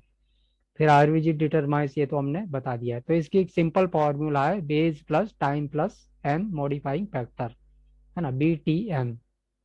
ये वैसे सीपीसी में नहीं आता है लेकिन इंटरव्यू एनेस्थेसिया में जाओगे ना तो पूछ सकते हैं, तो इसके लिए बेहतर है कि कर लो, ठीक है। तो base plus time plus modifying factor, तो ये इसका फॉर्मूला है, और equal to total units multiplied by conversion factor, ठीक है। तो टोटल यूनिट का यहाँ पे दिया है एक्सप्लेनेशन कि यूनिट मतलब कि 15 मिनट का एक यूनिट काउंट करना है, ठीक है। कम से कम 15 मिनट होगा ना तो ही उसका एक यूनिट माना जाएगा। मान लो 29 मिनट है तो 29 मिनट का यूनिट कितना होगा? एक ही यूनिट होगा, है ना। एक मिनट भी कम है 15 में तो उसको यूनिट नहीं माना जाएगा, ठीक है। तो इस तरह से यूनिट का कैलकुलेशन करोगे ना तो हर एक 15 मिनट मिनिमम 15 मिनट का एक यूनिट माना जाएगा, ठीक है। 15 मिनट में एक दो मिनट भी कम है ना तो उसको फिर एक यूनिट नहीं मानेंगे। तो इसके लिए आप देख सकते हो कि 1.25 आवर्स है तो 5 यूनिट है, 6 नहीं है, ठीक है।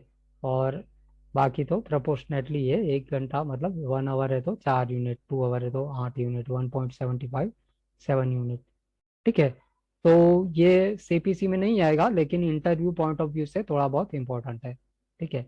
उसके बाद में ये बहुत ही इंपॉर्टेंट है, याद रखने में भी बहुत आसान है। एनेस्थेसिया टाइम रिपोर्टिंग कहाँ से स्टार्ट होता है? तो यहाँ पे क्या लिखा है? Begins when the anesthesiologist begins to manage the patient in operating room before surgery, that is pre-operatively, है ना। तो ऑपरेशन से पहले जब एनेस्थेसियोलॉजिस्ट मैनेज कर रहा है पेशेंट को ऑपरेटिंग रूम के अंदर तो वहाँ स्टार्ट हो जाता है, बिगिंस, है ना। Continues throughout the procedure, that is during procedure, intra operative, intra procedural, ठीक है, कंटिन्यूस चालू रहता है। Anaesthesia ends when the patient is no longer under care of anaesthesiologist after surgery, post op, after post op, ठीक है। तो no longer under care of anaesthesiologist, वो end का याद रखना है, ठीक है। एंड मतलब नो लॉन्गर अंडर केयर, और बिगिंस मतलब to manage the patient pre operatively, बस इतना याद है ना। और कंटिन्यूज मतलब थ्रू आउट द प्रोसीजर। तो भी आपका कोडिंग गाइडलाइन में या फिर एनेस्थेसिया में अगर क्वेश्चन आता है तो आराम से स्कोर मिल जाएगा, ठीक है। फिजिकल स्टेटस मॉडिफायर ये आपको नहीं पढ़ना है, ठीक है। ये ऑलरेडी हमने देख लिया है, जो भी हमने देखे थे ना, P1 P2 P3 P4, ये है ना। इसको ये मॉडिफाइंग फैक्टर है, उसको आपको भूल जाना है। इसको एनेस्थेसिया का जो होगा ना कोडिंग उसमें यूज होता है, तो सीपीसी में इसका कोई वो नहीं है, ठीक है। तो इसको आपको ध्यान नहीं देना है, लेकिन ये डिस्क्रिप्शन आपको एकदम माइंड में रेडी रखना है, ठीक है। उसके बाद में ये है क्वालिफाइंग सर्कमस्टांसेस मॉडिफायर, लेकिन ये हमने पहले किया है तो ये हम पहले कर लेते हैं। इक्पिक्स लेवल 2 मॉडिफायर्स, ठीक है, अपेंडेड टू एनेस्थेसिया कोड्स। तो ये 7 मॉडिफायर हमने ऑलरेडी देख चुके हैं, है ना। तो इसको अप्लाई कहाँ पे करेंगे? 00 100 to 01 999, उसके अलावा कोई सीपीटी है तो वह ये मॉडिफायर नहीं जाएंगे, ठीक है। फिजिकल स्टेटस मॉडिफायर का भी ऐसा ही है अगर सीपीटी 00100 to 01999 वाली है तो लगा सकते हैं, कोई बाकी की दूसरी सीपीटी के साथ में ये मॉडिफायर नहीं जाएंगे। ठीक है।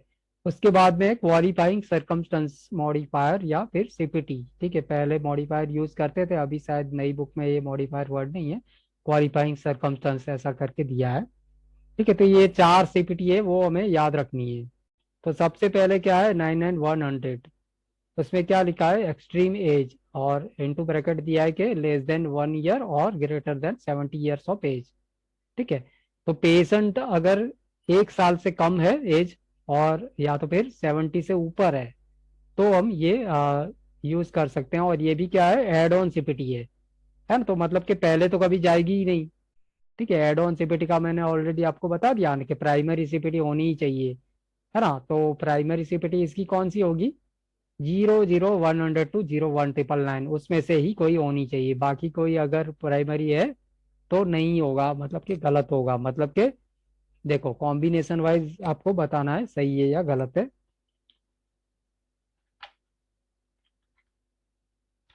सही है या गलत है। करेक्ट। ओके।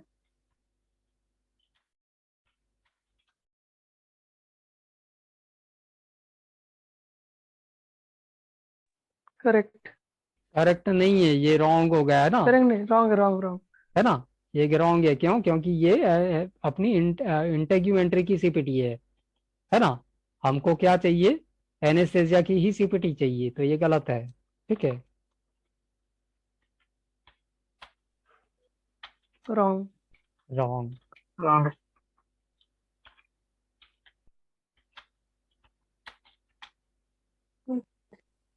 करेक्ट। ठीक है, तो इस तरह से आपको अप्लाई करना आना चाहिए। ठीक है, तो जहाँ पे भी इस तरह से रॉन्ग कॉम्बिनेशन दिखाई देता है ना तो फटाक से उसको हटा देना है, तो काम आसान हो जाएगा। ठीक है, तो अब ये जो 99100 है एक्सट्रीम एज माने यंगर देन 1 ईयर और ग्रेटर देन 70 ईयर्स होगा ना, तब हम सोचेंगे इसको यूज करने का, है ना। तो इसका मतलब क्या हुआ कि अगर पेशेंट का एज है एग्जैक्ट 1 ईयर है ना, age is equal to 1 year. ठीक है, या तो फिर एग्जैक्ट 70 ईयर है, तो क्या मैं यूज कर सकता हूँ ये 99100। अगर पेशेंट का एज ये है 1 साल या तो फिर 70 ईयर, दो में से कोई भी एक एज्यूम कर लो आप, तो क्या ये एप्लीकेबल है? नो। यस। ठीक है, नहीं कर सकते। Okay, we cannot use 99100। क्यों नहीं कर सकते? यंगर देन 1 ईयर मतलब कि एटलीस्ट एक दिन छोटा होना चाहिए 1 साल में, है ना। Less than 1 year means at least 1 day short should be there. ठीक है, और ग्रेटर देन 70 मतलब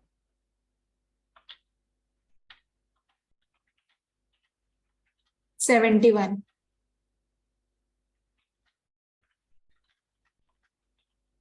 ठीक है 70 ईयर के ऊपर एटलीस्ट एक दिन होना चाहिए तो मैं यूज करूंगा। लेकिन अगर एग्जैक्टली 1 ईयर है या फिर एग्जैक्टली पेशेंट का एज 70 है तो भूल जाना है, इसको यूज करना ही नहीं है। क्लियर है? ये बहुत ही इंपॉर्टेंट है। ठीक है, यहाँ पे काफी लोग यस। गलती कर बैठते हैं। ठीक है, तो मैंने क्लियर कट वर्ड में लिख के दे दिया है कि 1 साल में कम से कम एक दिन का डिफरेंस होना चाहिए, कम होना चाहिए, और 70 ईयर है तो ऊपर होना चाहिए, मतलब कि 70 ईयर के ऊपर एक दिन हो जाना चाहिए, तब यूज कर पाएंगे, नहीं तो नहीं कर पाएंगे। ठीक है, और दूसरा है कि 4 ऐसी सीपीटी है जिसके साथ में 99100 हम नहीं लगाएंगे। वो कौन सी सीपीटी है वो याद रखेंगे। ठीक है, तो 326 होता है, फिर 561 होता है, 834 होता है। ठीक है, और 836, ये 4 सीपीटी है ना, उसके साथ में 99100 का कॉम्बिनेशन गलत है। ठीक है, तो ये सीपीटी प्राइमरी में नहीं जा सकती 99100 के साथ में। ठीक है, तो सब लोगों को पढ़ना है, ये सेंटेंस है बहुत ही इंपॉर्टेंट है, आपको मेमोरी में इंटीग्रेशन करना चाहता हूँ। तो जो भी चीजें मेमोरी में इंटीग्रेशन करवाऊंगा ना मैं, वो आपको सबको एक एक बार पढ़ना होगा। तो अपना टर्न बाय टर्न पढ़िए, स्टार्ट कीजिए आस्था से आस्था।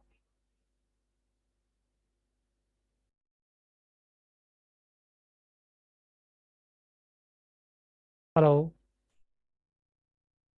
अनम्यूट कीजिए अपने आप को और पढ़िए एक बार सेंटेंस जो हाईलाइट किया है वो।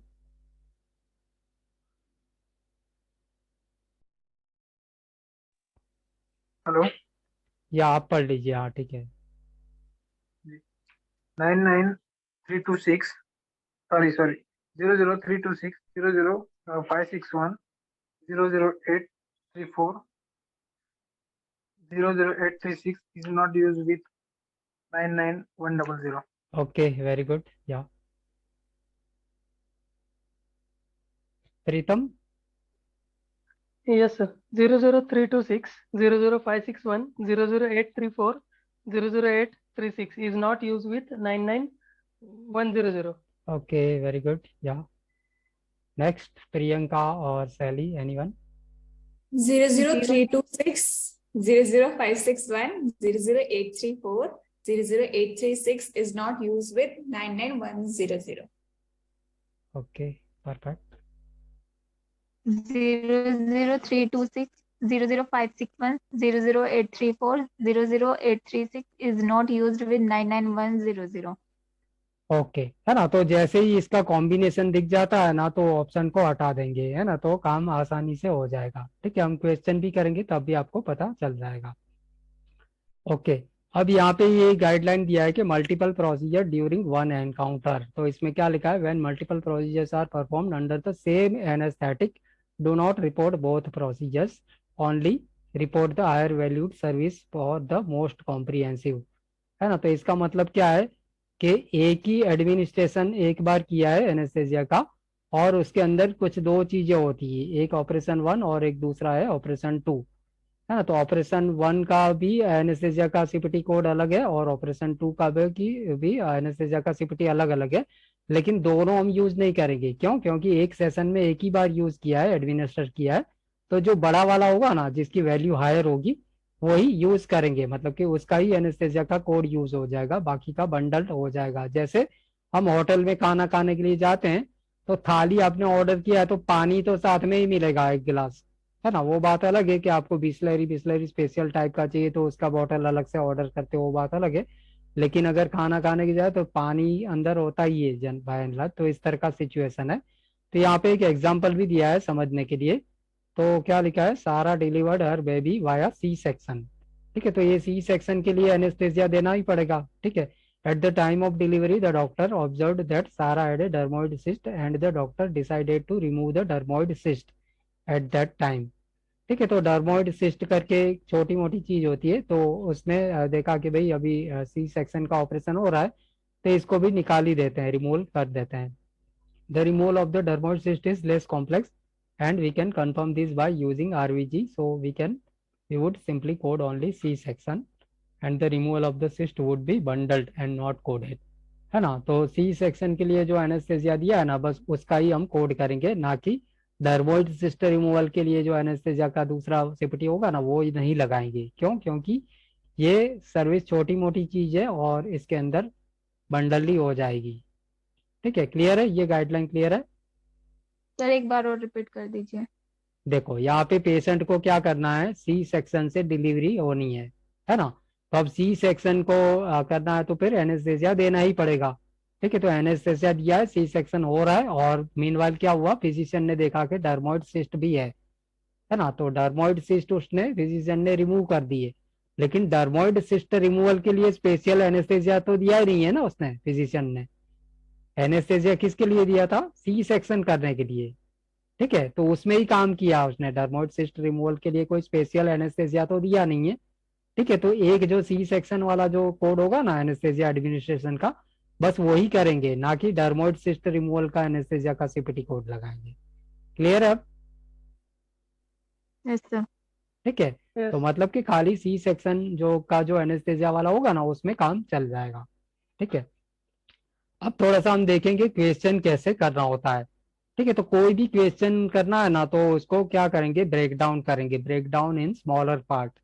है ना। तो उसमें क्या करना है कि जहाँ पे सेंटेंस एंड होता है ना, वहाँ पे रुक जाना है, और क्या क्या काम की चीजें हैं वो सेपरेट करना है। ठीक है, और उसके बाद में हमें उसके रिलेटेड जो भी माइंड में मेमोराइज किया है उसको साइड में लिखना है। ठीक है, और फिर देखना है कि आंसर क्या होगा, ABCD में देखना है फिर। ठीक है, तो ये पहले सेंटेंस कोई पढ़ो, एंड पे रुक जाना है, यहाँ पे रुक जाना है। ठीक है, ये इतना पूरा पढ़ना है, पढ़ो। An anesthesiologist provides general anesthesia for a 72-year-old patient with mild systemic disease who is undergoing a ventral hernia repair. Yes, very good. Okay, तो this should be the speed. Okay, तो इसमें क्या है कि देखो एनेस्थेसियोलॉजिस्ट वर्ड आया है, मतलब क्या हुआ, कौन सा मॉडिफायर हम यूज करेंगे, कौन सा कर सकते हैं यूज, AA. ए, गुड, वेरी गुड। ओके, तो मैंने साइड में ए लिख लिया, ठीक है। फिर जनरल एनेस्थीसिया दिया है तो ऑब्वियसली हम सीपीटी यूज करेंगे 00100 01999। फिर एज कितना है, 72-year-old पेशेंट, तो मतलब क्या हुआ, 99100 लगा 991. सकते हैं, ठीक है। तो इसको साइड में रख लेंगे, ठीक है। उसके बाद में मिल रहा है कि माइल्ड सिस्टमिक डिजीज, तो इसका कौन सा होता है, physical status modifier mild, P2 है ना। तो P2. मैंने P2 साइड में रख लिया है, ठीक है। तो इतना तीन चीज मुझे साइड में रखना है, और ये किसके लिए हो रहा है, तो वेंट्रल हर्निया रिपेयर के लिए हो रहा है, ठीक है। ओके, अब पूछ रहा है रियल क्वेश्चन क्या है, how would you report the anaesthesia service, तो ये हमारा क्वेश्चन है कि कैसे रिपोर्ट होगा, ठीक है। तो अब मुझे क्या पता है कि ये तीन चीजें मेरे आंसर में होनी चाहिए, है ना। तो देखो ए है, तो ये मेरे पास होना चाहिए क्वेश्चन में, तो ए कहाँ पे है, नहीं है, कहीं पे भी नहीं है ना ABCD में, तो इसको निकाल देंगे। अगर कहीं पे भी चार में से कहीं पे भी नहीं है तो हटा देंगे, ठीक है, कोई टेंशन नहीं लेंगे उसका, ठीक है। अब मुझे पता है कि ये होना चाहिए 99100, तो कहाँ पे है, यहाँ पे है एक, यहाँ पे भी है और यहाँ पे भी है, लेकिन यहाँ नहीं है, ठीक है। तो ये मैं निकाल दूंगा, ठीक है, डी तो हट गया, ठीक है। तो अब कितने रह गए ऑप्शन, ABC रह गए, ठीक है। अच्छा, अब एक चीज मैं यहाँ पे आपको बता दूंगा कि ये जो क्वालिफाइंग सर्कमस्टेंस है ना, ये 4 CPT 99100, तो ये तो हमने देखी, लेकिन ये रह गई ना, ठीक है। तो 99116 क्या है, use of total body hypothermia, तो 116 का हमें क्या याद रखना है, माइंड में कीवर्ड याद रखना है, हाइपोथर्मिया, ठीक है। हाइपोथर्मिया मतलब कि टेम्परेचर लो करना, ठीक है। हाइपो मीन्स डाउन और थर्मिया मीन्स टेम्परेचर, ठीक है। तो 116 माने 99116 माने हाइपोथर्मिया, इतना याद रखना है। 99135 माने हाइपोटेंशन, इतना याद रखना है। और 99140 मतलब इमरजेंसी सर्विसेज, है ना। इमरजेंसी सर्विसेज मतलब कि इसको अगर वो सर्विस नहीं दिया गया तो पेशेंट की डेथ हो सकती है, ऐसी सर्विसेज, ठीक है। तो ये चारों कोड हमें याद रखना है, और ये चारों सीपीटी क्या है, एड ऑन सीपीटी है, ठीक है। तो मतलब कि पहले तो कभी लगा ही नहीं सकते ये सीपीटी, है ना। उसके पहले क्या चाहिए, प्राइमरी चाहिए, और प्राइमरी भी यहाँ पे कौन सी होगी, 00100 to 01999, उसमें से ही कोई होगा ना, वही प्राइमरी एक्सेप्टेबल होगी, बाकी कोई भी एक्सेप्टेबल नहीं होगी, ठीक है। और उसके बाद में क्या है कि ये जो 4 सीपीटी है ना, उसके साथ में ना तो हम फिजिकल स्टेटस मॉडिफायर यूज करेंगे और ना तो हम हिक्पिक्स लेवल 2 मॉडिफायर, ये वाले जो है ना वो नहीं यूज कर सकते, ठीक है। तो समझ में आया, ये जो है क्वालिफाइंग सर्कमस्टेंस, उसके साथ में फिजिकल स्टेटस मॉडिफायर या एक फिक्स लेवल 2 मॉडिफायर यूज नहीं करना है, नहीं करना है मतलब कि अगर ऑप्शन में किया गया है तो ऑप्शन गलत है। तो देखो यहाँ पे कौन सा ऑप्शन गलत हो गया, ये गलत हो गया, ठीक है, क्लियर B भी wrong. है ना। Yes. तो C गलत हो गया। अब मेरे पास कौन सा है, दो ही चॉइस है ना। तो दो में से भी अगर आप दिमाग लगाओगे तो मैंने ये पढ़वाया है, तो अब कौन सा होगा, आंसर बता दो। ये तो आप लोग एक एक बार पढ़ाई है ना सब लोगों ने।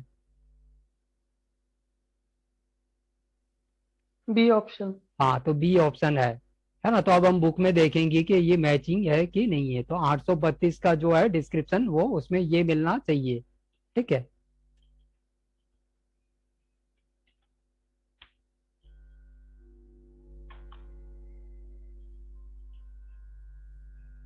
ओके, तो अब यहाँ पे थोड़ा रीडिंग का देखना है, ठीक है। तो इस तरह से देख सकते हो कि आप 832 जो है ना उसका थोड़ा अंदर से स्टार्ट हो रहा है, वेंट्रल एंड इंसिजनल हर्निया, लेकिन 830 जो है इसके ऊपर वो यहाँ से स्टार्ट है, मतलब ये गैप कम है ना। यहाँ पे थोड़ा मैं आपको दिखा देता हूँ लाइन बना के, देखो ये गैप इतना छोटा है और ये बड़ा है ना। तो इस तरह की जो सीपीटी होगी ना उसको क्या बोला जाएगा, इंडेंटेड सीपीटी, है ना। इंडेंटेड यहाँ पे लिखने का थोड़ा दिक्कत है, ठीक है। तो इसको रीड कैसे करना है, इस तरह से, ये इसका पेरेंट कहलाएगा। तो पेरेंट को जो स्टार्ट होगा ना वहां से लेकर के एक सेमी कॉलन आएगा ना वहां तक यही रखना है, ठीक है। यहाँ पे सेमी कॉलन आ गया, यहाँ पे स्टॉप करना है और ये फिर लगा देना है, ठीक है।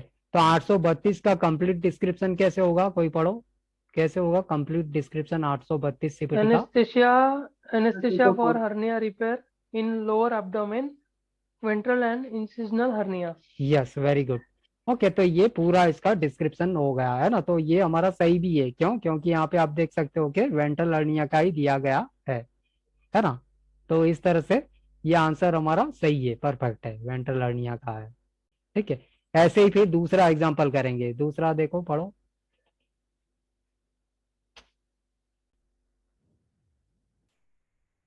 ओके, तो सेकंड एग्जांपल करते हैं और देखते हैं कि कैसे होता है।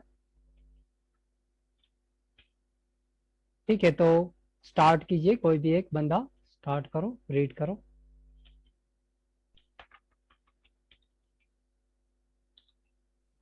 सेंटेंस पूरा होने पे रुक जाना है, ठीक है। सेंटेंस जहाँ पे पूरा होता है ना, वहां रुक के कुछ काम की चीज है तो साइड में लिख लेना है। ओके, तो देखो क्या है।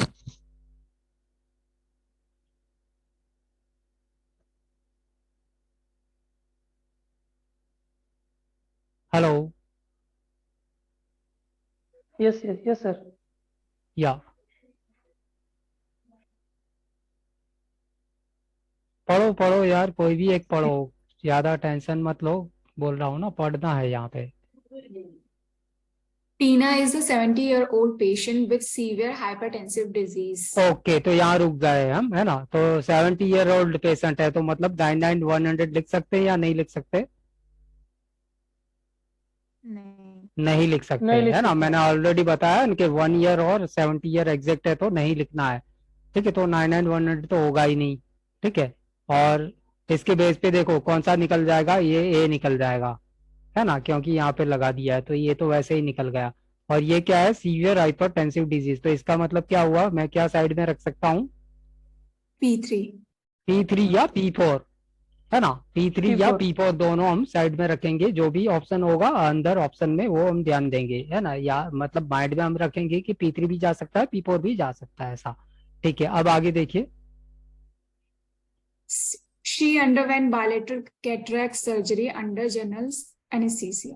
ओके, तो यहाँ पे बायलेटरल कैटरेक्ट सर्जरी ऑपरेशन हुआ है और अंडर जनरल एनेस्थेसिया, मतलब कि एनेस्थेसिया सेक्शन हम यूज कर सकते हैं। जनरल एनेस्थेसिया जहाँ पे भी होगा वहां पे सीपीटी जाएगी, 00100 to 01999 में से कोई भी जाएगी, लेकिन कैटरेक्ट सर्जरी वाली जाएगी। तो कैटरेक्ट सर्जरी का थोड़ा सा आइडिया होना चाहिए, व्हाट इज कैटरेक्ट, बेसिक थोड़ा सा आइडिया होना चाहिए। कैटरेक्ट मींस क्या होता है, क्लाउडीनेस ऑफ द आई, है ना, cloudiness of the eye lens.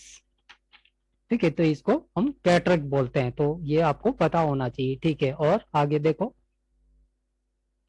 Dr. Joe, the anesthesiologist, performed the anesthesia. Okay, तो यहाँ पे भी रुक जाना है। ठीक है, डॉक्टर जो कौन है, एनेस्थेसियोलॉजिस्ट, है ना, जिसने ये परफॉर्म किया है एडमिनिस्ट्रेशन। ठीक है, तो मतलब क्या क्या रख सकता हूँ साइड में, ए, है ना, तो ये मैंने लिख लिया। फिर देखो,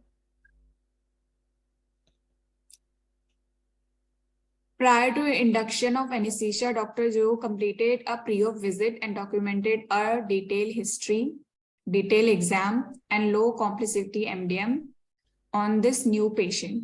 How would ओके, you तो report? या how would you report the doctor whose service, है ना। तो यहाँ पे इन्होंने क्या किया है कि ईएनएम तरह की टर्मिनोलॉजी यूज करके कंफ्यूज करने का कोशिश किया गया है। ईएनएम में जो होता है ना, डिटेल हिस्ट्री, डिटेल एग्जाम और कॉम्प्लेक्सिटी एमडीएम, इस तरह से, तो वो सारा डॉक्टर जो ने किया है और न्यू पेशेंट ऐसा दे करके कोशिश किया है कंफ्यूज करने की कि ईएनएम का साथ में लगा देंगे ऐसा करके, है ना। लेकिन हमें क्या करना है कि डॉक्टर जो कौन है, एनेस्थेसियोलॉजिस्ट है, तो वो ईएनएम का कोड यूज करेगा ही नहीं, वो क्या करेगा, 00100 to 01999 यूज करेगा।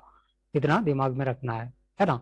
तो जहाँ पे भी एनेस्थेसिया के साथ में अगर ये है, मतलब कि ईएनएम के कोड है, तो वो ऑप्शन हटा देंगे। तो वैसे भी ये तो हट गया है 99 100 की वजह से, लेकिन ये कोड क्या है, ईएनएम का है, तो वैसे भी हट जाएगा ए, है ना।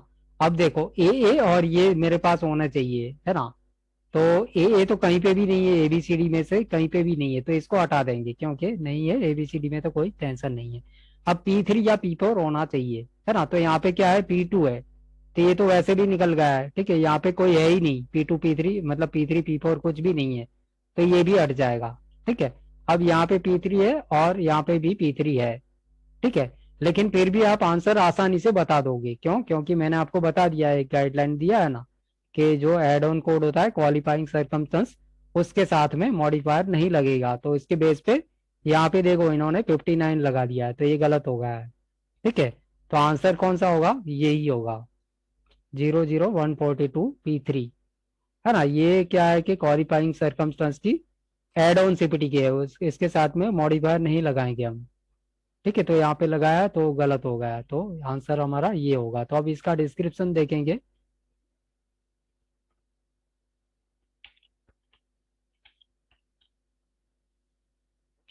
ठीक है, तो ये भी आप देख सकते हो कि इंडेंटेड सीपीटी है, और आगे से हमें पेरेंट से स्टार्ट करना होगा। तो ऊपर गए और ये आ गई। तो 00142 का डिस्क्रिप्शन पूरा कैसे होगा? Anaesthesia for procedures on eye lens surgery, है ना। तो मतलब कि लेंस, आई की लेंस की सर्जरी हो रही है, मतलब कि कैटरेक्ट के साथ में इसका पूरा मैच हो रहा है, ठीक है। तो ये आंसर सही है। क्लियर है? Yes, sir. Yes. ओके, तो इस तरह से हमें क्वेश्चन को प्रॉपरली हमें क्या करना है कि इस तरह से ब्रेक करना है, और जो भी हमारे काम की चीजें होंगी उसको हम जो मेमोराइज किया है उसके बेस पे इस तरह से राइट अप कर लेंगे, और फिर इमीडिएटली हमारा आंसर जल्दी से जल्दी निकालने की कोशिश करेंगे, ठीक है। तो ये हमारी मेथड रहेगी through out the CPC pattern, ठीक है। जहाँ पे भी जितना भी हम पढ़ेंगे उसमें से क्या करेंगे, कुछ चीजें हमें याद रखनी है, ठीक है। वो क्या क्या याद रखना होता है वो भी मैं आपको बताऊंगा, और साथ में बताऊंगा ही नहीं, खाली प्रैक्टिस भी करवाऊंगा, आपको पूछूंगा बार बार, तो ऑटोमेटिकली काफी सारा आपका ऑटोमेटिकली इंटीग्रेट हो जाएगा, ठीक है। तो उस तरह से करोगे तो दो चीज होगी, टाइम मैनेजमेंट हो जाएगा और एक्यूरेसी भी बढ़ जाएगी, ठीक है। तो वही हमारा गोल है, ठीक है। 70% पासिंग मार्क है, लेकिन मैंने आपको क्या बोला कि हमारा टारगेट जो है वो कितना है, 85 to 90, ठीक है। मिनिमम 85 का टारगेट लेके ही चलना है हमको, ठीक है। तो इसके जो 3 सेट होते हैं एनेस्थेसिया के, तो वो भी मैं आपको शेयर करूंगा, ठीक है। आज एक पहला सेट करूंगा, तो आपको ये पहले सेट में जो 10 क्वेश्चन है ना वो आपको करना है, ठीक है। तो करके मुझे कल आपको फीडबैक बताना है, ठीक है।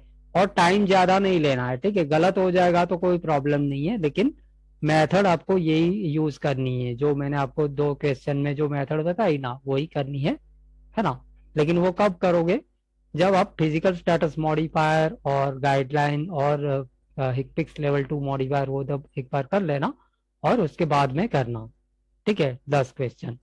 और फिर हम देखेंगे कि कैसे आपका क्या रहा, मतलब कितना टाइम, ज्यादा टाइम नहीं लगाना है, ठीक है। गलत हो जाएगा, क्वेश्चन का आंसर ढूंढ नहीं पाए या गलत ढूंढा है तो कोई दिक्कत नहीं है, उसको मैं आपको बताऊंगा।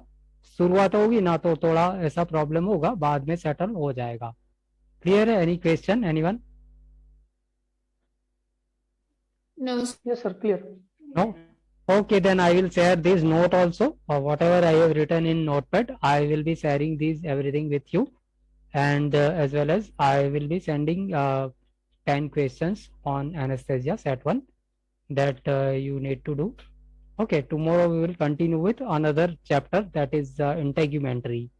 Okay, so but before that integumentary we will complete this 16th number of page, okay, modifier. So each and every modifier we will cover. So we have to remember each and everything, whatever is given on page number 16, that we have to remember. Okay, clear? Yes, clear. Okay, then bye.